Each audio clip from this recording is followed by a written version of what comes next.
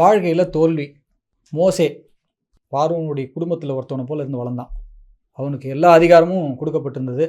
அவன் ஒருத்தனை பார்த்து இதை செய்யினா செய்வான், செய்வானா செய்ய மாட்டான். அவன் சொன்னால் அவனுக்கு முன்னாடி முட்டி போடுற 1000 பேர் இருந்தாங்க. அவன் ஒரு எபிரேயனாக இருந்தும் அவன் பார்வோனின் குடும்பத்தில் ஒருவனாக எண்ணப்பட்டான்.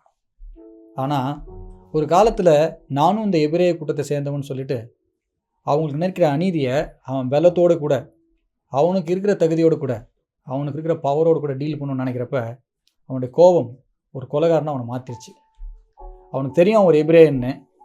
தனக்கு முன்னாடி என் குடும்பத்தை சேர்ந்தவன் பாதிக்கப்படுறான்னு சொல்லி காப்பாற்றணும்னு நினைக்கிறப்ப அவன் ஒரு கொலைகாரனாக்கப்பட்டான். அந்த எகிப்தை விட்டு வெளியில் தள்ளப்பட்டான். மீதியான் தேசத்தில் போய் பல வருஷம் ஆகி தன் குடும்பமாக உருவாகி மேலே வரும்போது ஆண்டவர் வெயிட் பண்ணுறாரு.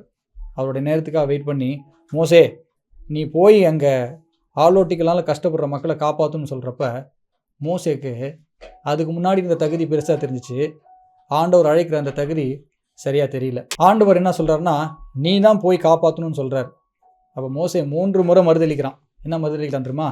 ஆண்டவர் நான் வாக்கு வல்லவன் அல்ல, இதை செய்கிறதுக்கு நான் யார், நான் போய் சொன்னால் அவங்க எப்படி என்னை காப்பாற்றுவாங்க அப்படின்னு சொல்லிட்டு ரொம்ப மறுதளிக்கிறான். ஆனால் ஆண்டவர் சொல்கிறாரு, நீ தான் போகிற அப்படின்னு. ஒரு முறை மறுபடியும் சொல்கிறான், நான் திக்கு வாயன்லோனா இருக்கிறேன், நான் எப்படி பேசுவேன். அப்போ ஆண்டவர் சொல்கிறாரு, ரொம்ப கோபத்தோடு சொல்கிறாரு, நீ தான் செய்யணும், சரி போ, உன் தம்பி வருவான், தம்பி கூட சேர்ந்து செய் அப்படின்னு சொல்லி அனுப்பி விட்றாரு.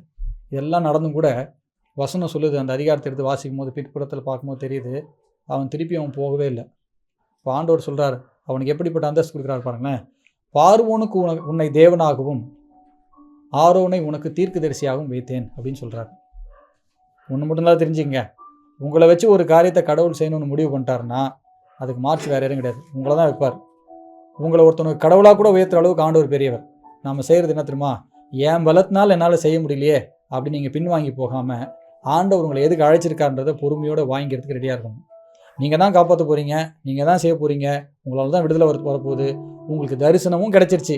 ஆனால் நீங்கள் செய்ய முயற்சி போய் செய்யும் போது உங்கள் சுயபலத்தினால தோற்று போட்டிங்கன்றதுக்காக நீங்கள் ஏமாந்து போயிடாதீங்க, நீங்கள் தோண்டு போயிடாதீங்க. நீங்கள் தோற்று போகலாம், ஆனால் உங்களை கொண்டு செய்வேன் ஆண்டவர் சொன்னதை உங்களை கொண்டு தான் செய்வார். நீங்கள் வெயிட் பண்ணி மட்டும் பாருங்களேன், சூப்பராக கடவுள் உங்களை யூஸ் பண்ணுவார். திருப்பி போனாங்க, ஆரோன் எல்லாத்தையும் சேர்த்துக்கு முற்பட்டான். ஆனால் மோசேவை தான் ஆண்டவர் தேவனாய் வைத்திருந்தான்னு சொல்லி வசனம் சொல்லுது.